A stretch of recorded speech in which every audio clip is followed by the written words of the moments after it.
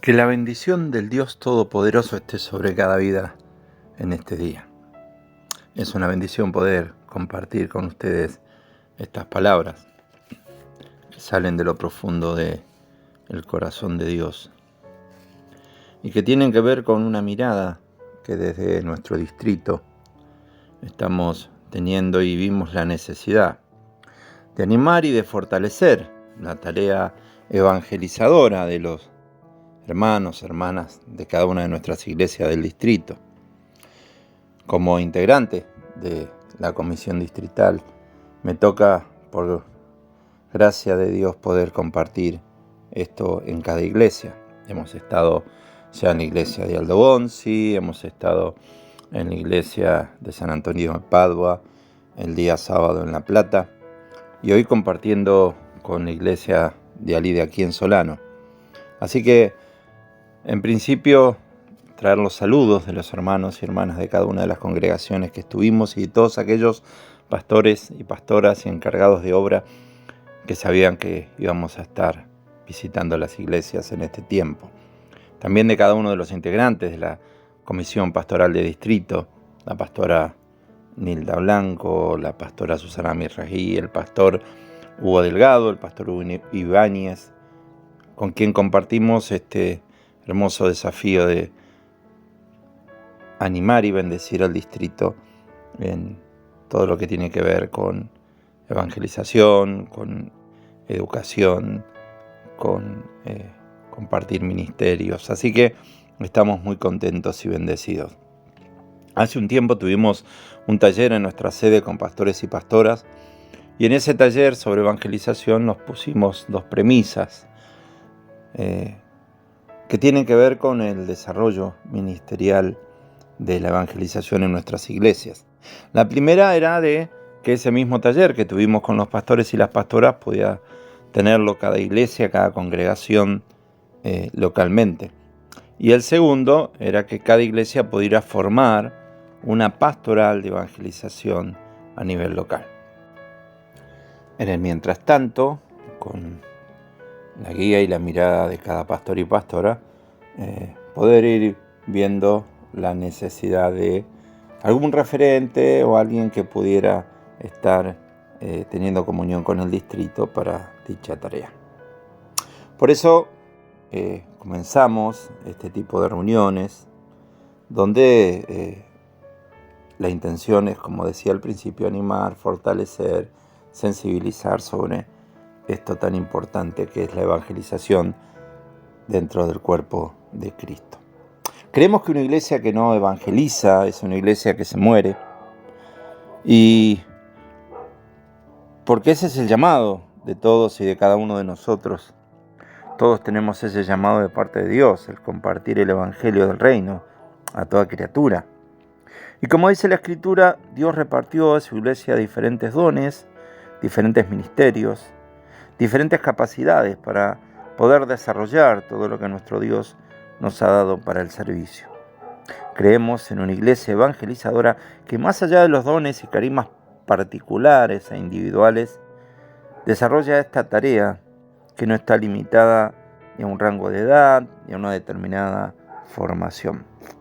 Obviamente que tenemos que capacitarnos para hacerlo, pero es muy importante entender que cada uno puede desarrollar este hermoso ministerio y que nada puede impedir, nada puede ser obstáculo para que podamos servir al prójimo con las buenas nuevas de salvación. Y porque es el Espíritu Santo el que nos impulsa a compartir, motivándonos desde el amor que es fruto de su maravillosa presencia. De la misma manera que afirmamos que una iglesia que no desarrolla el ministerio de evangelización muere, también podemos decir que el cristiano que no evangeliza es porque no ama. Porque entendemos que ese fuego que nos impulsa a compartir el mensaje del reino de Dios a las personas es el resultado del amor de Dios en nuestras vidas. De la misma manera que hablamos del país, de la economía, de la familia, de la inseguridad, en la carnicería, en la verdulería, en el almacén, también podemos hablar de las buenas nuevas de salvación que tenemos en Cristo Jesús.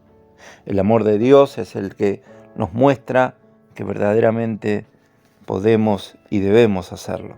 Y es el que nos impulsa, es la fuente de motivación que nos lleva a compartir el Evangelio. Vamos a trabajar sobre un texto que se encuentra en San Marcos capítulo 16, versículo 15, y el texto nos dice: id por todo el mundo y predicad el Evangelio a toda criatura. Jesús habló a sus discípulos y los comisionó. Después de haberlos capacitado durante 3 años, compartió ese mensaje. Ellos pudieron ver con hechos concretos, porque Él les mostró cómo hacerlo. Fue su maestro por esos 3 años, como decíamos, y hoy quiere crear o reafirmar en nosotros este ministerio de proclamar este maravilloso mensaje que Él predicó, no solo a través de palabras, sino con hechos concretos, con acciones concretas, así como lo predicó Jesús. Hoy, con la ayuda y la guía del Espíritu Santo, lo tenemos que hacer nosotros. O sea que la misión que ellos tenían era predicar el Evangelio a toda criatura, de la misma manera y de la misma forma en que Jesús lo hizo. Dice la Escritura que Jesús iba haciendo bienes, predicando, sanando, libertando, y eso también tenía que reflejarse en aquellos que habían estado con Él, para verdaderamente mostrar que eran sus discípulos, que habían aprendido de Él y que le servían al prójimo. Por eso es interesante la primera parte del manual que trabajamos, porque nos habla de lo primero que Jesús le dijo a los discípulos en este texto. Y que si bien es una palabra muy cortita, encierra tanta riqueza y nos muestra tanto y nos enseña tanto como a ellos en ese momento. Una palabra que es una acción, una palabra que hoy también debe ser una acción de la iglesia. Como en aquel momento en que Jesús la mencionó, hoy para cada uno de nosotros, el id tiene que ser una acción concreta. Id por todo el mundo y predicad el Evangelio a toda criatura. Id, un verbo que manifiesta una acción concreta, un verbo que manifiesta una acción, un movimiento real. Un id que es tomar la iniciativa en proclamar este mensaje aún ante la indiferencia que nos rodea, aún ante las circunstancias que nos rodean. Jesús lo hace de forma imperativa. No dice si quiere vayan o si quiere no vayan, independientemente de que tenemos libre albedrío y la posibilidad de elegir. Lo que el Señor dice es claro y muy preciso: tenemos que ir y predicar el Evangelio a toda criatura. Algo que realmente se contrapone a lo que lamentablemente vemos en la iglesia o hemos visto en la iglesia en distintos tiempos. Cuando hablamos de iglesia lo hacemos en sentido general, reconociendo que hay excepciones, pero tenemos que reflexionar y ser sinceros delante del Señor, porque por algún motivo, por alguna circunstancia, por alguna situación específica, hemos cambiado el ir por el vengan. Y así como el ir se muestra con acciones concretas, el vengan también.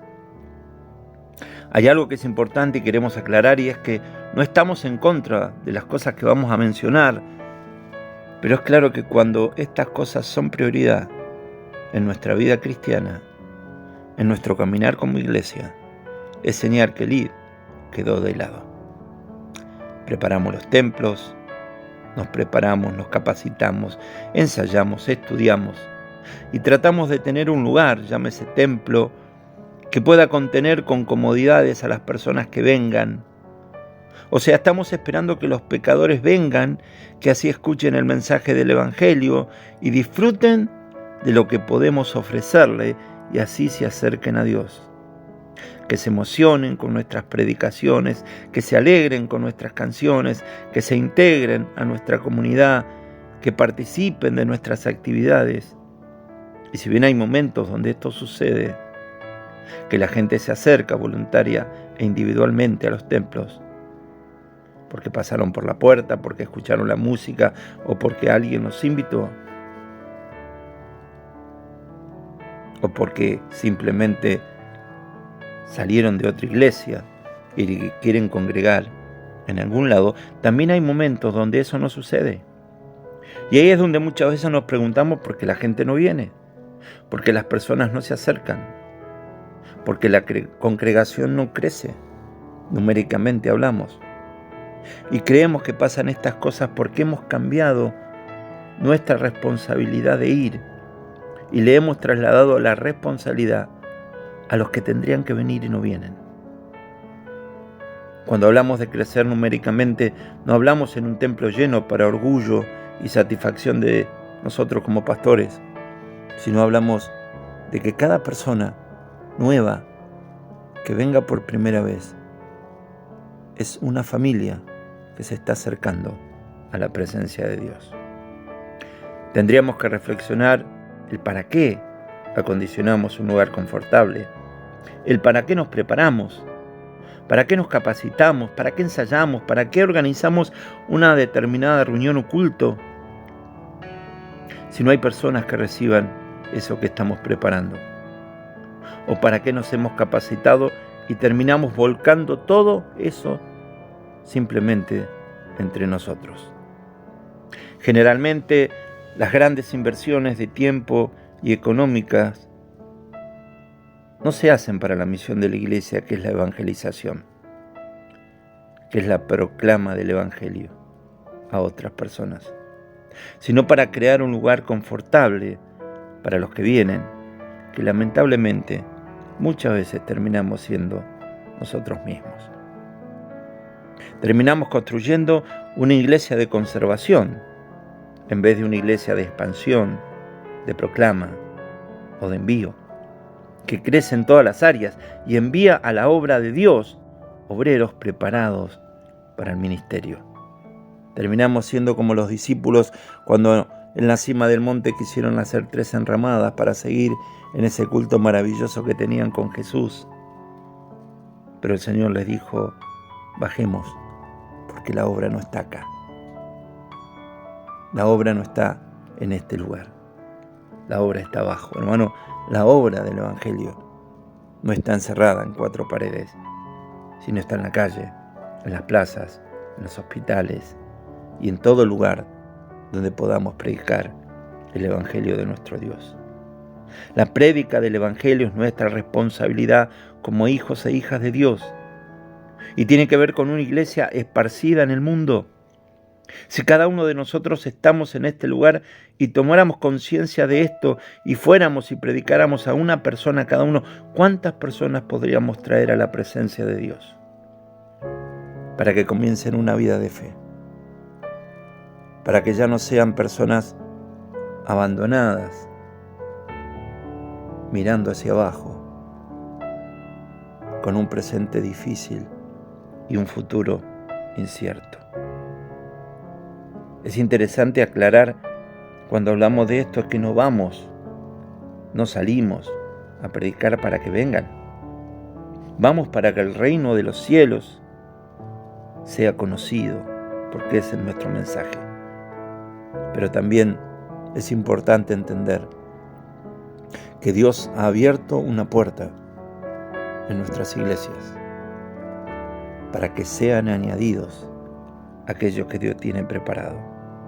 Como sucedía en el libro de Hechos de los Apóstoles, en el capítulo 5, del 12 al 16, dice que ellos salían, predicaban, las señales de la presencia y el poder de Dios les seguían y la gente se acercaba al reino de Dios y a las comunidades. No vamos para que vengan.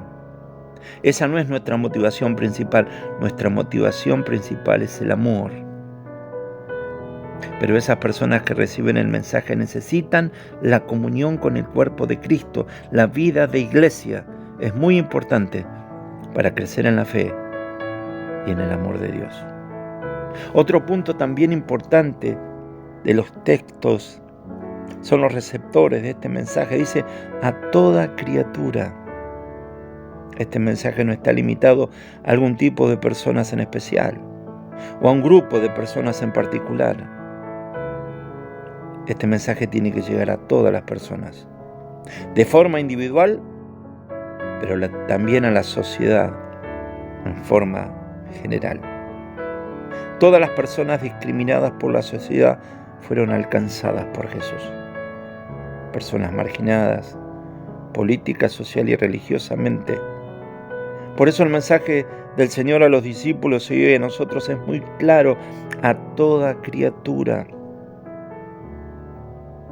Mientras escribía estos renglones pensaba cuánto tiene que trabajar el Espíritu Santo en nuestra vida para que podamos manifestar este amor tan grande, incondicional y eterno. Ayúdanos, Señor, a no discriminar a nadie y tener un corazón tan amoroso como el tuyo. Mirar a nuestro prójimo como tú lo miras. Ir por donde Dios nos envíe y compartir a todos el mensaje del reino. Esa es nuestra tarea, nuestra misión, nuestro ministerio como iglesia del Señor. El ministerio más importante que tenemos como iglesia es el ministerio de la reconciliación. Y solo lo vamos a poder hacer eficientemente con la guía, la ayuda, la sabiduría, el consejo, la inspiración, la unción y la gracia del Espíritu Santo de Dios, que nos lleva siempre a la palabra del Señor. Dice que los discípulos, cuando recibieron el Espíritu Santo, predicaban con denuedo su palabra, con valentía, con coraje, con ímpetu, con decisión, y ese mensaje llegaba a lo profundo de los corazones.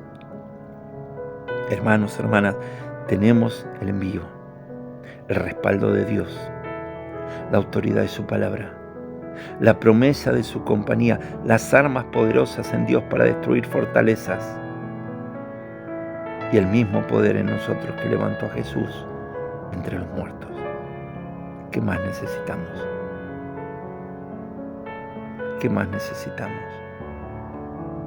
Cuando el pueblo gemía, Dios escuchó ese clamor y envió a Moisés, alguien que no se sintió capaz de hacerlo, pero Dios lo ayudó para liberar a ese pueblo.